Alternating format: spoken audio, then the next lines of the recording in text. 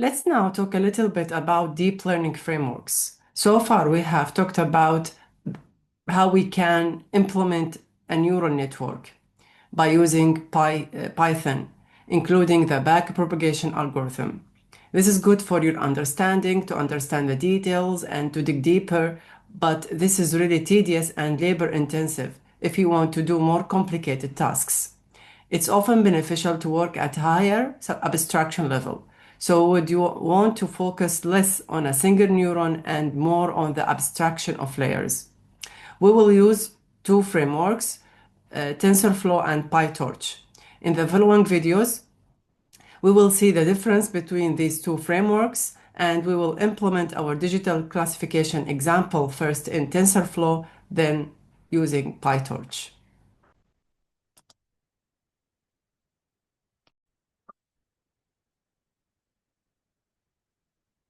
So now I'll show you how you can use TensorFlow to implement the digit classification network instead of implement it from scratch by using Python.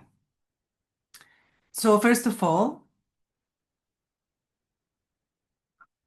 here the code snippet contains the initialization code for the TensorFlow example. TensorFlow has its own seed, so you can set it to reproduce the results. The code snippet also sets the logging to the level that just print out errors while superimposing warnings. Then I loaded and prepared the MNIST dataset. MNIST is a very common dataset, so we can use it to test things, to train, to learn deep learning. And you can just call keras.datasets.mnest and load the data. The variables train images and test images will contain the input values, and the variables train labels and test, this is train labels, and test labels will contain the target. For example, we call it also the ground truth. For example, the picture of cats, pictures of dogs, whatever you are training the model on. This is our goal, our target. We can say it also why. So then I standardized the input data by first computing the mean of the training data and the standard deviation. And then I'll use the standard for the training images and for the test images. And notice that I used the mean of the training in the test images as well. So this will give us more accurate results instead of calculating the mean of the test images. Always, take it as a rule. Always calculate the mean of the training examples and use it for both training and the testing to standardize the data. And here I use the function of keras to categorical so that I have just we call it one hot encoding for labels. 0 if the image is not a cat, 1 if the image is a cat. Now we are ready to create the network. There is no need here to define variables for individual neuron because the framework provides functionality to initiate entire layers for the neuron at once. We do need to decide how to initialize the weights. So we create something called initializer. This is used to initialize the weights. And here I used, I want the weight to be random uniform by using random uniform weights between minus 0.1 and positive 0.1. For this example, I will use something called in keras sequential API.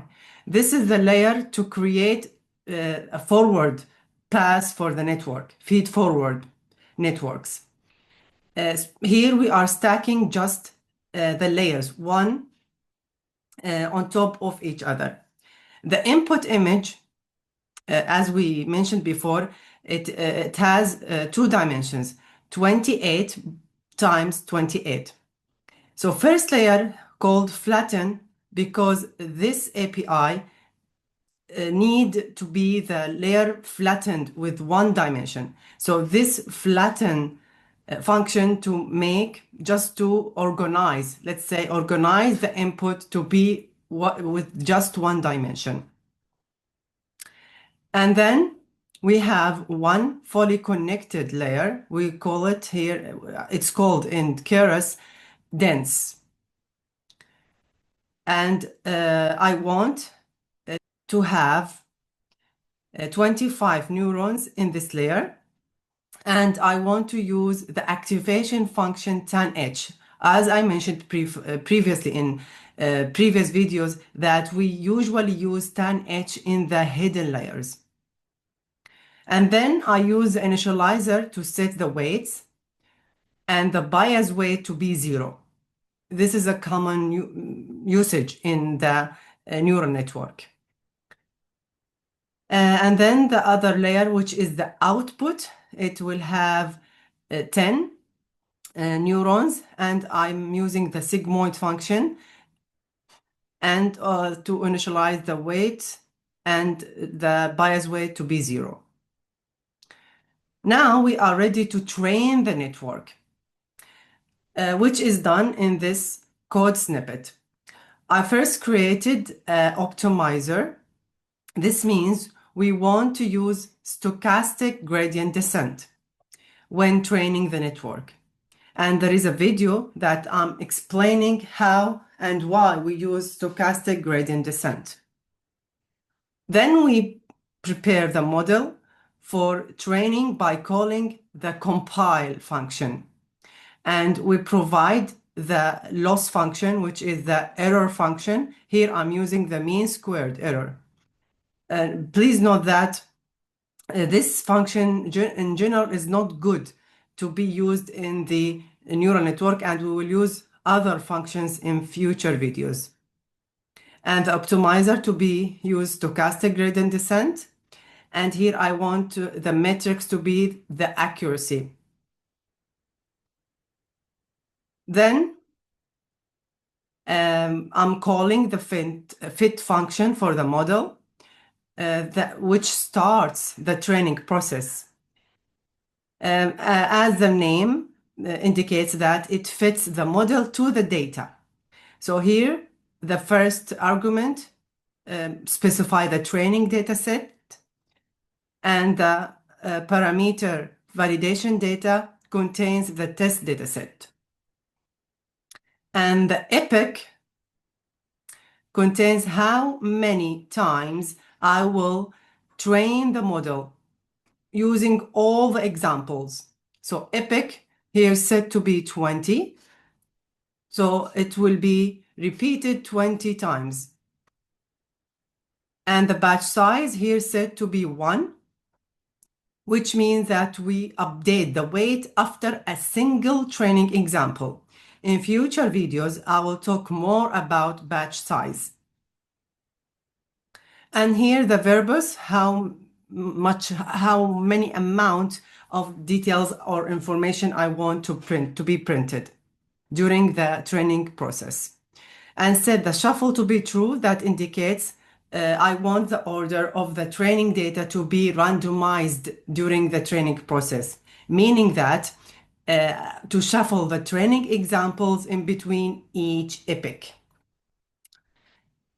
And it will take some time, about maybe 20 minutes to 30 minutes.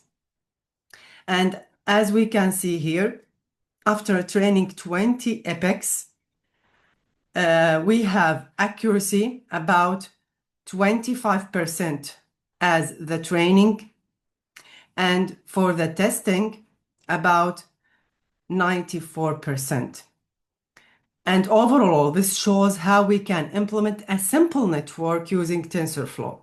And we will see in the future how we can use this library for more powerful neural networks. And now I will show you how you can use PyTorch.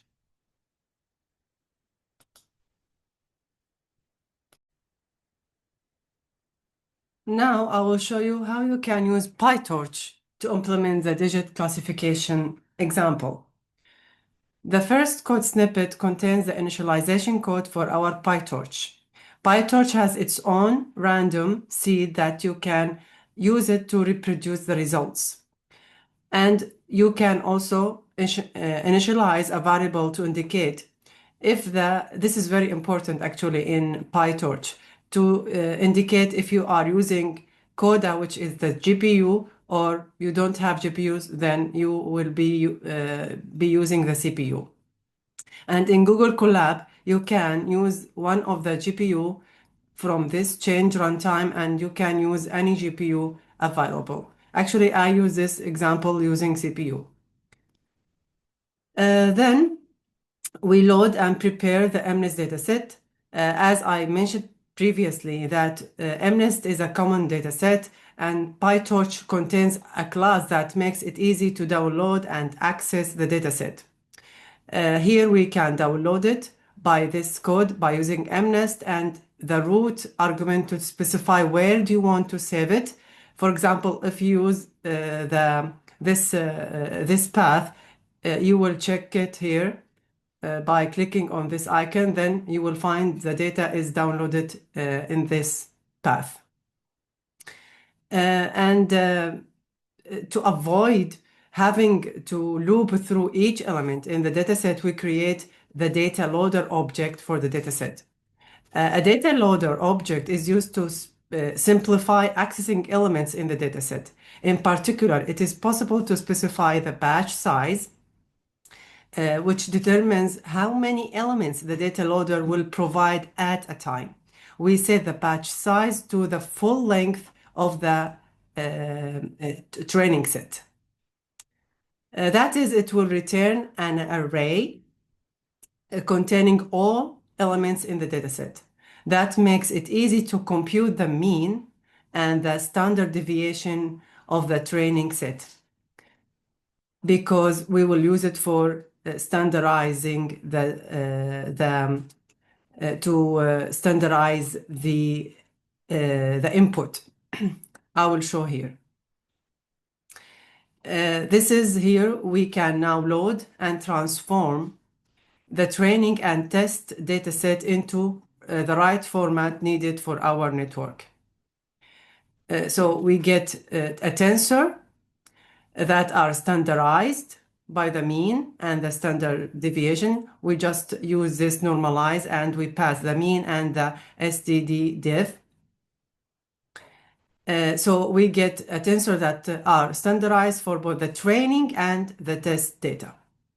And please note that we always use the mean of the training examples, not for the testing example, for both the training set and the test set. This will gives us more accurate results.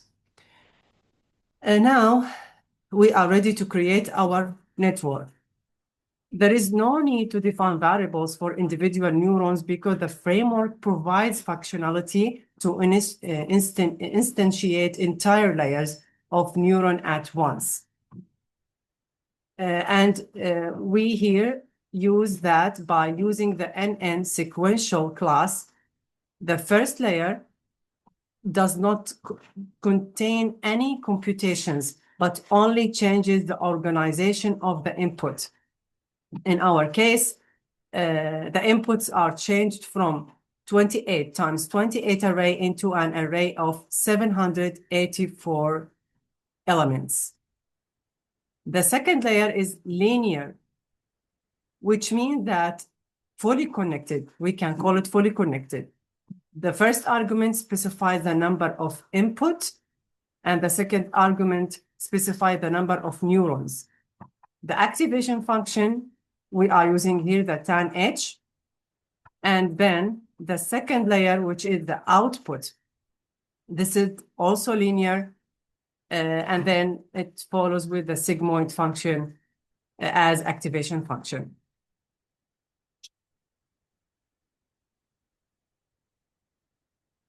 If we had done nothing else, the weights would be initialized using the default initialization schema for each layer. But in our case, we want to initialize them in the same way as we did in the standalone Python example. We do that by looping over all layers, and for each linear layer, we set them to uniform random values between negative 0.1 and positive 0.1, and the bias weight to be 0. Here we are talking about the training process. I will describe the training loop step by step. Because at the start you may feel it's quite complicated, but it will be easier as you practice and do more example using this training loop. First, I use the stochastic gradient descent as an optimizer, and then the mean squared error as the loss function. Then we explicitly move the model to the GPU, which is required in PyTorch. Then I created a data loader for both the training set and the test set, for the training set and the test set.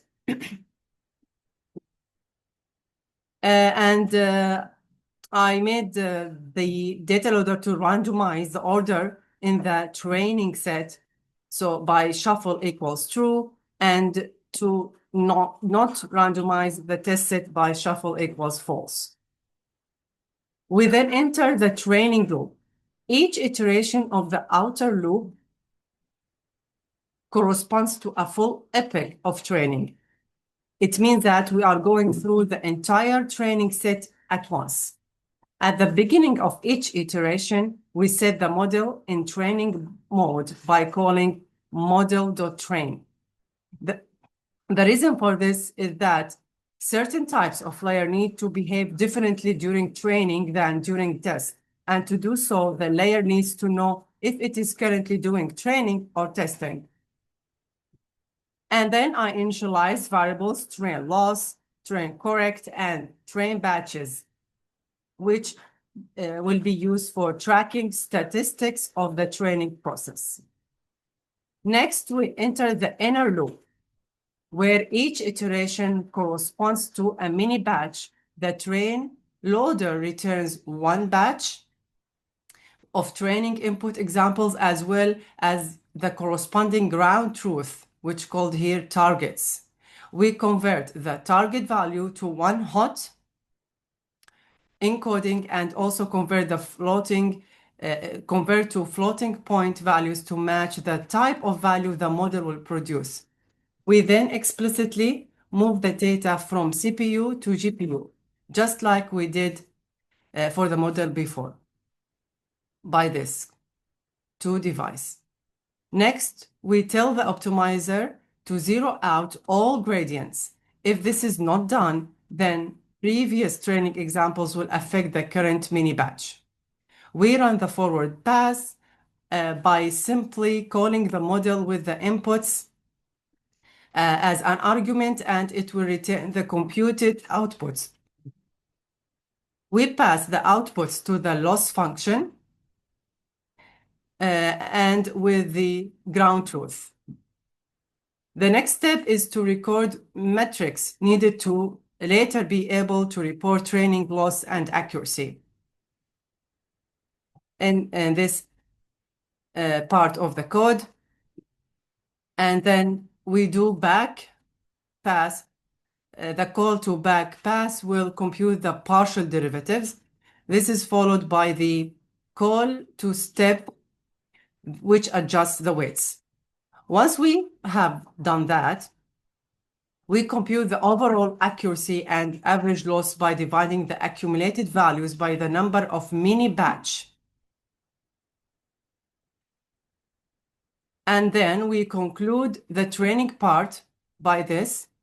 The second half of the outer loop will be related to the testing dataset, this part. by calling the model.eval instead of model.train. We do not do backward